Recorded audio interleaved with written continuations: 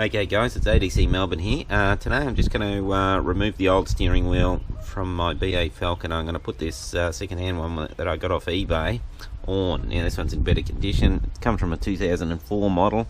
It's only a bit worn down there, but other than that, everything else is in better condition than mine. Okay, this is what we're going to need. These are Torx.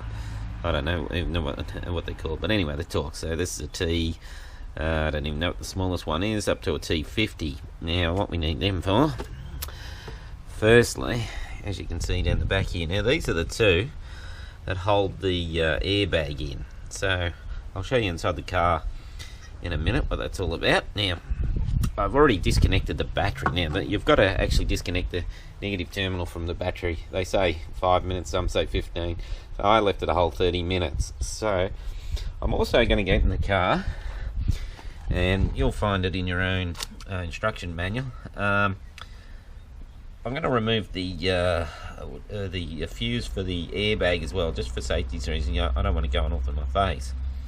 Now, I've also got some of this Permatex thread locker. It's blue, which is a mid-range strength, to put it back on the bolt when we bolt the new steering wheel in. So, let's get started. Okay, as you can see guys, there's the negative terminal. It's been off. I've disconnected for at least half hour before I'm starting work on it. It's up to you, but I'm going to warn you, the airbag's dangerous. It's connected to the power, and you've got to let the power run out of the system. So, there you go. That's been off for half hour. Okay, here we are. We've got the fuse box. There's the book that tells you, the book, how we show Ford Falcon Owner's Manual. Now here we go, 1, 2, 3 on the bottom there is supposed to be the airbag. So, we'll have a look here, 1, 2, 3, there's the airbag. So, done. That's pulled out. It's all for safety's sake, we'll put it all back in. Now I showed you on the steering wheel before, the outside one, about the nuts that we've got to take off. Now here's the hard part. There it is, if I can get it. There in the hole. So the steering wheel has to be turned 90 degrees just so you can get access to it. So that's what I'm going to do. Unfortunately, I can't hold the camera and do that at the same time. So there you go. You can have a good look. And then we turn it the other way for the other side. So, okay, we've undone the screws as much as you can. Now the whole purpose is to pry this loose. Now, just in case. Now it should. Okay. Just gently pry that loose. As you can see, there it is, coming loose. Now, same under here. There you go. Now that's the airbag system there. And we've got some wires we've got to disconnect in the back there. So, let's get down to disconnecting those. It's not that easy. I mean, not that hard, I should say. Here we go. Clip. No.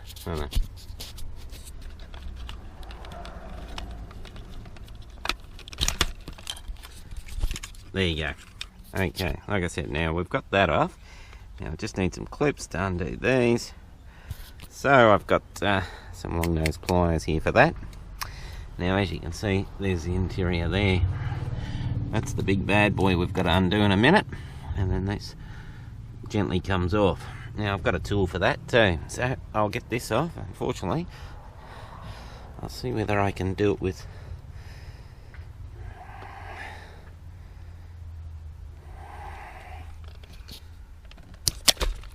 there you go. So there's the idea.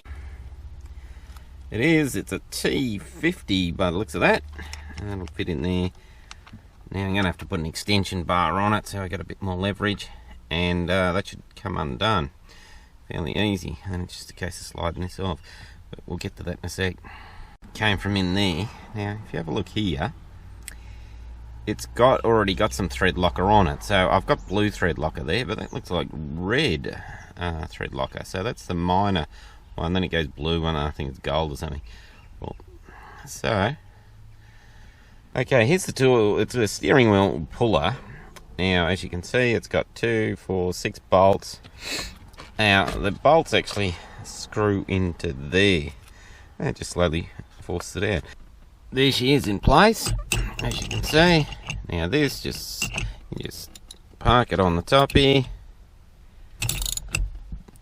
and this will gently force it off. But there it is, guys. Now I've locked it on that side, so at least, I mean, some people say, oh, keep it straight, keep it thing. The best way is to lock it. Now, as you can see, it's square, so they shouldn't be too hard to putting it back on. There it is, guys.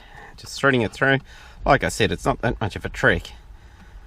Because of the way the bolts are designed, you can only put it in. I mean, sure, you can put it in the other way, but obviously the cords are over here, so it's not going to take too much brain power. Here's our bad boy. Here's our thread locker blue. Now, what you do is just put some on the round side. All it does is so it doesn't vibrate loose. Put that bad boy in there. And tighten it up. Now, that's what I mean by I'm going to leave it overnight. Okay, now it comes to putting the wires back on. Now, it's obviously this big one over here connects with this over here. And if you pull it apart and you're thinking, oh, which one goes into where? Well, as you can see, they're colour-coded, grey and black. But, even if that messes with you, you have a look down here. I'll try and get it close up where I'm here.